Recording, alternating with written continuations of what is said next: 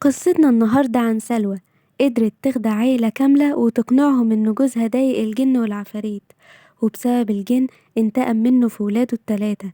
زوجة وأم انعدمت من أي مشاعر إنسانية. 2015 في قرية داخل مدينة دمياط، جريمة بشعة وده أقل وصف ليها. سلوى أحمد يوسف أم وزوجة عندها 29 سنة. بدأ الموضوع بمشاكل زوجية كبيرة بين سلوى وجوزها اللي اسمه تامر.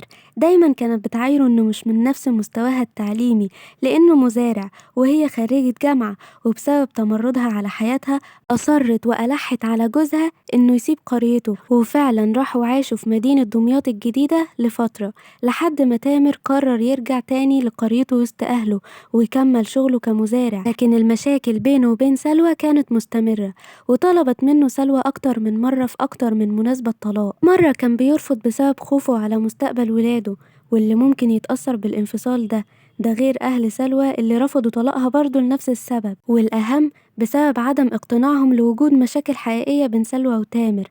عدت الأيام ولسه سلوى متضايقة من عيشتها مع جوزها وولادها، وهنا اتجهت للخيانة وتعرفت على شخص عن طريق الفيسبوك، ونشأت بينهم علاقة عاطفية رغم إنه كان من القاهرة وهي من دمياط، إلا إنهم كانوا على تواصل يومي سواء مكالمات صوتية أو مكالمات فيديو. وكان عشقها ده وعدها بالجواز بمجرد ما تسيب جوزها وولادها اللي معتبرينهم هما الاتنين عقبة لعلاقتهم. وبدأت سلوى إنها تطلب الطلاق بشكل مستمر، وساعتها تنفذ خطتها اللي انعدمت فيها من أي مشاعر رحمة، وقتلت ولادها التلاتة: مهند ابنها الكبير واللي كان سنه وقتها 5 سنين، وبناتها الاتنين التوأم نور ونديم واللي كان عمرهم 3 سنين. وكل ده علشان تتخلص منهم وتبقى حرة، وبكده ما يبقاش فيه أي سبب يمنع الطلاق، وبعدها تتجوز من عشقها. وتنفيذ الخطة كان مبني على سيناريو بشع ما يجيش غير من تفكير شياطين. سلوى كانت عايشة في بيت عيلة في القرية بتاعت جوزها، والشقة اللي تحتها على طول هي شقة حماتها وجدة الأطفال. وفي يوم الجمعة 13 مارس من نفس السنة قررت سلوى تنهي حياة ولادها. واسمع الخطة: يومها نزلت الأولاد التلاتة عند جدتهم تحت زي أي يوم ممكن ينزلوا يقعدوا مع جدهم وجدتهم، وسابتهم وطلعت على بيتها عشان تحضر مستلزمات الخطة.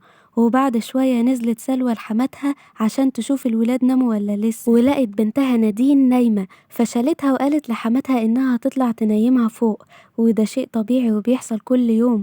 وشالت سلوى نادين وطلعت بيها على الشقة وغيرت لها هدومها قبل ما تنام زي ما بتعمل كل يوم، وشالتها في حضنها وفضلت تطبطب عليها عشان تنام. وبعدها جابت سلوى التيشيرت اللي كان معاها ورمته على وش نادين عشان تشوف نامت ولا لأ. فلما اتحركت نادين عرفت إنها لسه ما دخلتش في النوم، فاستنت شوية. نفس الحركة تاني بس المرة دي نادين كانت نامت خلاص. وبكل برود جابت سلوى الفوطة اللي معاها واللي كانت بلها مية، وقلعت طرحتها اللي كانت لابساها وربطت ايدين نادين عشان ما تتحركش وهي بتخنقها بالفوطة المبلولة. وفضلت على الوضع ده لمدة 10 دقايق ماسكة بنتها اللي بنفسها قالت إنها ما كانتش قادرة تصرخ لكنها كانت بتتحرك كتير تحتها بتحاول تهرب، لحد ما سكتت خالص ودخلت في حالة سكون. فشالت التيشيرت والفوطة المبلولة من على وشها ولقت بقها بينزل رغاوي بسبب تعرضها للخنق، وبكل هدوء مسحت بقها وظبطت السرير ونيمت نادين على جنبها وغطتها. في نفس الوقت ده حمات سلوى نادتها من على السلم، فلما راحت سلوى تشوفها لقت حماتها شايلة نور أخت نادين اللي كانت نايمة عشان تديها لمامتها، وده عشان تنيمها هي كمان جنب أختها. وبكل هدوء خدت سلوى بنتها وطلعت بيها شقتها وعملت نفس القصة بالظبط. جابت هدوم وفوطة وتيشيرت وغيرت لنور، وبعدها قعدت تنيمها في حضنها لحد ما اتأكدت إنها نامت، وبنفس الطريقة خنقتها ومسحت بقها من الرغاوي هي كمان بنفس المنديل. وبعدها حطتها جنب أختها على السرير وغطتهم. وفضلت سلوى في الأوضة شوية بتفكر. هتتخيل إنها ندمت؟ لأ، هي كانت بتفكر هتجيب ابنها التالت ازاي بنفس الطريقة. وبعد شوية نزلت لحماتها ودخلت بمنتهى الهدوء وزعقت لابنها انه ازاي لسه صاحي لحد دلوقتي والوقت متأخر، فطلبت منه يطلع عشان ينام لكنه رفض، وكأنه كان حاسس وكان عايز بأي شكل من الأشكال انه يقعد مع جده وجدته. فعرضت جدته على سلوى ينام على سريرها جوه، ولما ينام سلوى تاخده تنيمه فوق في شقته على سريره. وفعلا ده اللي حصل، مهند دخل ينام على سرير جدته، وسلوى قعدت بره مع حماتها وحماها يتكلموا ويهزروا، وقعدوا يتفرجوا على التلفزيون كأنها مش قاتلة بناتها الاتنين فوق. وعشان تبعد عنها أي شبهات، سلوى كانت مألفة قصة لحماتها عشان تبقى حجة ليها بعدين، وقالت لها إن من يومين كان في قطة سودا قدام مدخل البيت شكلها مرعب ومش عايزة تمشي خالص، فطلبت سلوى من تامر جوزها إنه يبعد القطة من قدام البيت، لكنه أخدها ورماها في البحر. ومن اليوم ده وهي بتشوف كوابيس من القطة، بتطلع لها في الكوابيس وبتهددها. وبعد ما قالت سلوى القصة دي لحماتها، دخلت تشوف ابنها مهند، ولما لقيته نام شالته وطلعت بيه على شقتها ودخلته الأوضة بتاعته اللي هي في نفس الوقت أوضة نور ونادين. حطت مهند في سريره واخواته المقتولين في السرير التاني، وغطته وفضلت تطبطب عليه علشان تتأكد انه نام. ولما اتأكدت من ده، غطت وشه بالبطانية اللي كان متغطي بيها، وبكل دم بارد حطت ايديها على بقه ومناخيره. ولانه كان اكبر سنا من اخواته، حاول يتحرك وينقذ نفسه من امه، لكنها سيطرت عليه وخدت منها وقت اطول شوية. وبعد ما مات شالت البطانية من على وشه، وبنفس المنديل مسحت بقه من الرغاوي ونيمته على جنبه في سريره عادي وهو متغطي. ساعتها تامر جوزها رجع على البيت، وراحت قعدت جنبه وشغلت التلفزيون يتفرجوا عليه شوية كأنها مش عاملة أي حاجة خالص. وبرغم سؤاله على بنته نور إنه كان عايز يشوفها عشان ما شافهاش طول اليوم، بس سلوى قالت له إنها نامت وإنه بكرة ممكن يشوفها، وسابته هو ينام في الصالة، وقالت له إنها داخلة تنام جنب الأولاد. تخيلوا تدخل في نفس الأوضة جنب جثث أطفالها عشان تنام بكل هدوء، لكن جزء من نومها جنبهم كان عشان تطمن إن هم خلاص ماتوا. ونامت سلوى جنبهم فعلا، ولما صحيت الصبح بصت عليهم، وفجأة نزلت على حماتها وهي بتعيط وحكت لها إنها شافت كابوس القطة اللي جوزها رماها.